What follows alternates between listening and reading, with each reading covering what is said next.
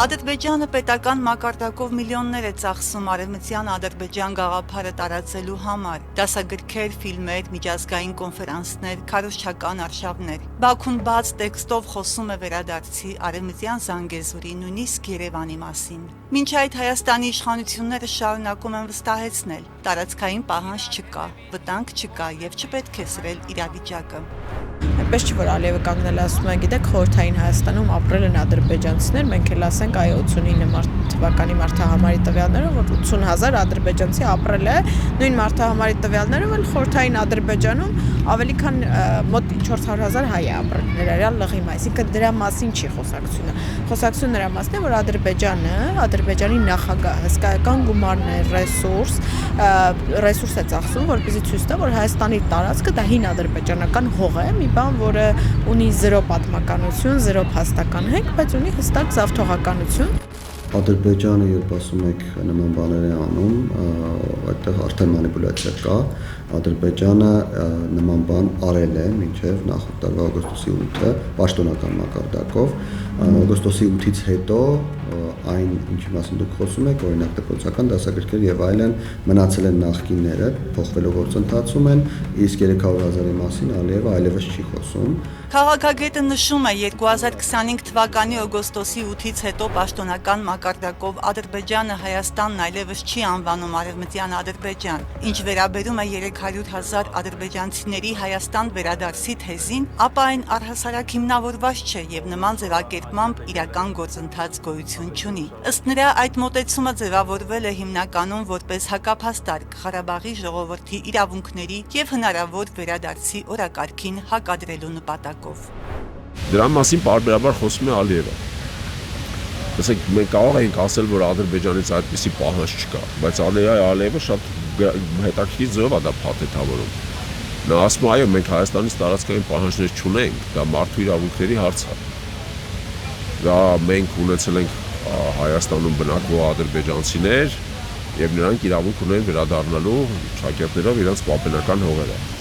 Օգոստոսի 8-ից հետո Տաթև Հայրապետյանը սեփական մոնիթորինգն է իրականացրել ադրբեջանական պետական լրատվամիջոցներում եւ արձանագրել, որ 2025-ի նոյեմբերին Իլհամ Ալիևը լայնածավալ հանդիպում է անցկացրել, որի ընթացքում Ադրբեջանի գիտությունների ազգային ակադեմիայի ղեկավարությանը հանձնարարել է վերանայել պատմական նարատիվները, Հայաստանի ներկայիս տարածքը ներկայացնելով որպես պատմական ադրբեջանական հող։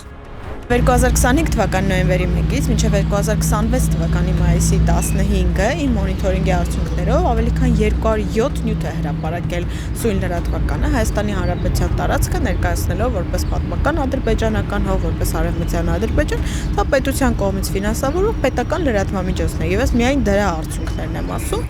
Նախ եւ առաջ ստեղծվել է համապատասխան կառույց։ Այդ կառույցի ղեկավարությունը ոչ թե պատական մարդիկ են, այլ պատգամավորների կարգավիճակ ունեն։ Կառույցը ստանում է պետական աջակցություն շարունակաբար։ Կառույցը արդեն 2 անգամ միջազգային կոնֆերենցիաներ է անցկացրել, դե ինչքանով որ միջազգային հասկանալի է, որ այդքան շատ ուշադրություն իրանք դեռևս չեն գրավում, բայց հունիս ամսին էլ նախատեսում են Նախիջևանի Օրդուբադ բնակավայրում 3-րդ արդեն միջազգային համաժողով անցկացնել։ Այդուհանդերձ հայկական խորհրդի փորձագետը վստահեցնում է, Ադրբեջանը տարածքային պահանջներ Հայաստանի Հանրապետությունից չունի, իսկ 300,000 ադրբեջանցիների Հայաստան գալու թեզը ընդհանրապես ծիծաղելի է։ Այն, ինչ հայտարարել է Ադրբեջանը, հայտարարել է ի պատասխան Հայաստանի կողմից Արցախի հետ կապված հարցերի, ինչը իհարկե համաչափ չէ, բայց նաև կարծել, թե դա նշանակում է, որ Արցախը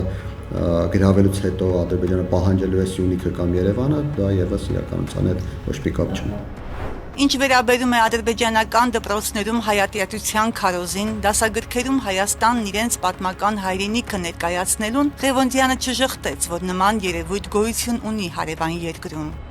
Կան որոշ դպրոցներ, այո, մենք էլ ֆիքսել ենք, որ կան որոշ տեղերում, որտեղ իներցիոն առումով մնացել է դա, որովհետև երկար տարիներ ադրբեջանական քաղաքականությունը վարել է, երկար տարիներ դասագրքերում այդ ամենը գրել են եւ մեկ օրում ընդհանրապես դա վերացնել, ուղղակի հնարավոր չէ, ֆիզիկապես էլ հնարավոր չէ։ Ադրբեջանն էլ այդպես համոզված չէ, որ Հայաստանի հետ ամեն ինչ արդեն հարթ է, խաղաղություն է, որ վերցնի ու վերացնի դա։ Առավել ևս որ Հայաստանում կան քաղաքական ուժեր, ովքեր հայտարարում են, թե մենք պատերազմը շարունակելու ենք, կոնֆլիկտը շարունակելու ենք, հետ ենք գնալու եւ այլն։ Ադրբեջանն էլ պահում է դա իր դինամիկայում, ինչպես ես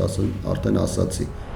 Ինչ են ունեցել ադրբեջանցիները, ինչ ենք ունեցել մենք հայերս։ Ավետիք Չալաբյանը ներկայացրեց Սովետական Միության վերջին 2 մարտահամարների տվյալները, փաստելով, որ 1979 թվականին Հայաստանում բնակվել է 160,000 ադրբեջանցի, որը եղել է բնակչության 5%-ը։ 1989 թվականին, երբ որ Ղարաբաղյան շարժումը սկսվեց, բնակվել է մոտ 90,000 ադրբեջանցի, եւ դա եղել է բնակչության 3%-ից էլ պակաս։ 2.5%։ Ուրեմն 79 թվականին Հայաստանում բնակվել է 160,000 ադրբեջանցի, որը եղել է բնակչության 5%-ը։ 89 թվականին արդեն նրանից հետո որ Ղարաբաղյան շարժումը սկսվել էր եւ ադրբեջանցիները սկսել են հեռանալ Հայաստանից, բնակվել է մոտ 90,000 ադրբեջանցի ընդամենը։ Եվ դա եղել է բնակչության 3%-ից էլ պակաս 2.5%-ը։ Դա որպես փաստ արձանագրենք, դա Սովետական Միության մարտահրավերների տվյալներն են։ Հիմա նայեք ինչ ա եղել Ադրբեջանում այդ ընթացքում։ Ուրեմն 79 թվականին Ադրբեջանում բնակվել է 480,000 հայ։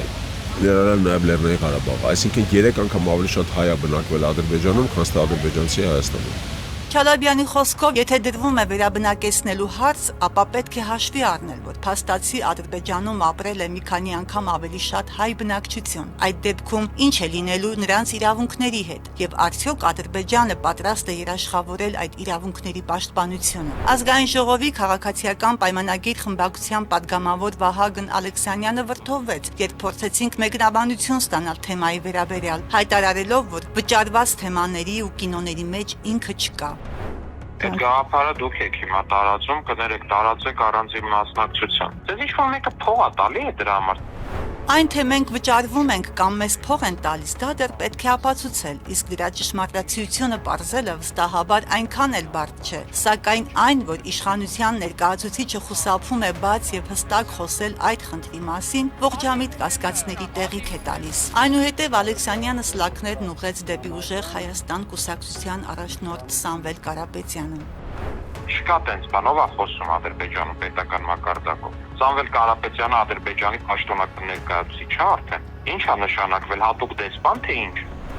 Ամենավերջում նա անցավ վիրավորանքների եւ նույնիսկ սպառնալիքներ հնչեցրեց։ Ու զգուշերեք, որ եթե հանկարծ մտածում եք, որ այս կամ այն FSB-ի գործակալի տված փողից հոտ չի գալի, ես ես վստահեցնում եմ FSB-ի բոլոր գործակալների տված բոլոր փողից հոտ է գալի։ Ու այդ հոտով հնարավոր ալնում այդ ամեն ինչը նույնականացնել։ Շնորհակալություն ստես։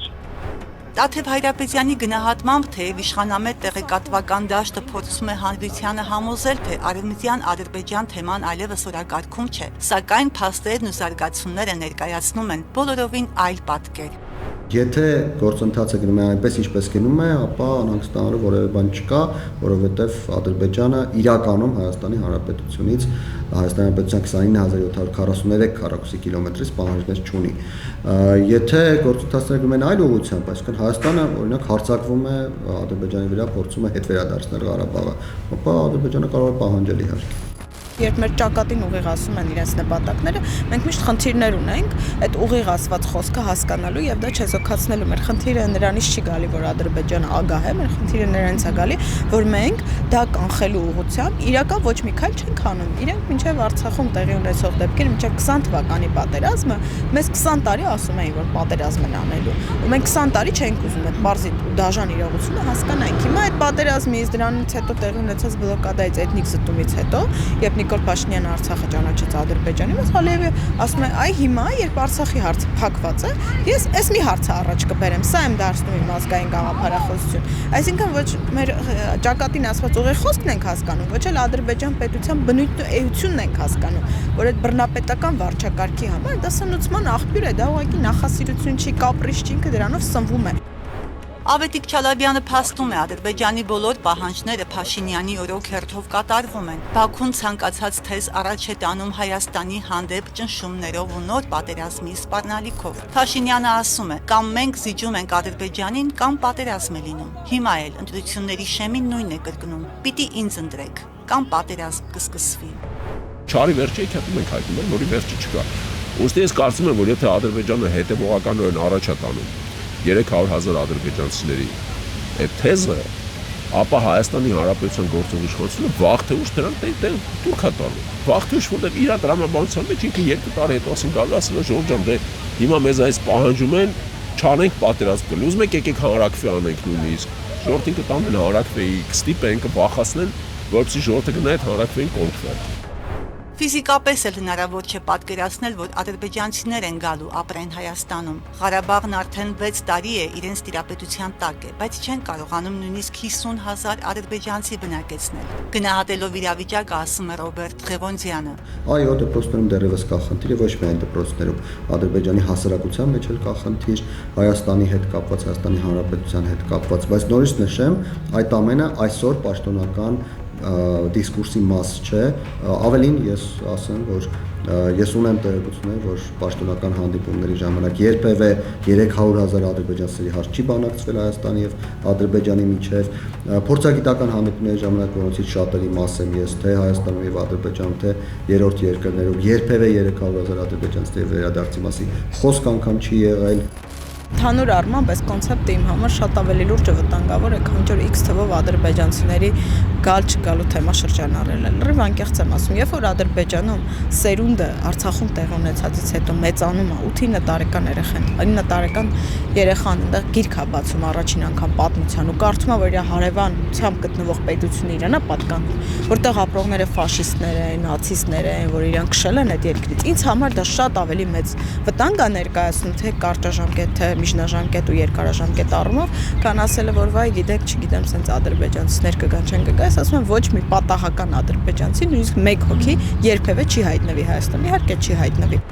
Այնուամենայնիվ, ինչ պետք է անի հայկական կողմը տեղեկատվական եւ քաղաքական մակարդակներում հակազդելու համար։ Այս ամենի ֆոնին Տաթև Հայրապետյանի դիտարկմամբ հայկական կողմը հստակ խուսափում է այս թեզի դեմ տարվող ադրբեջանական քարոզչությանը գնահատական տալուց, ինչն էլ փաստացի արձակել է Բաքվի ձեռքերը։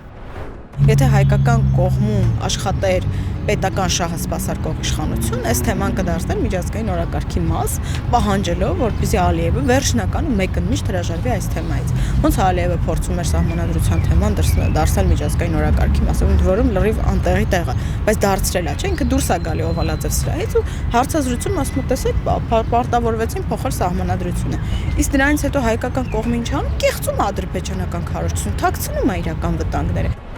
Այսպիսով հասարակության մի զգալի հատված այլևս դժվարությամբ է հավատում այս հանգստացնող հայտարարություններին, որովհետև սա առաջին դեպքը չէ, երբ իշխանությունները հերքում են վտանգը, իսկ հետո իրականությունը բոլորովին այլ է լինում։ Հետևաբար հանրային անվստահությունը ձևավորվել է ոչ թե ենթադրությունների, այլ անցած իրադարձությունների եւ դրանց գնահատման արդյունքում։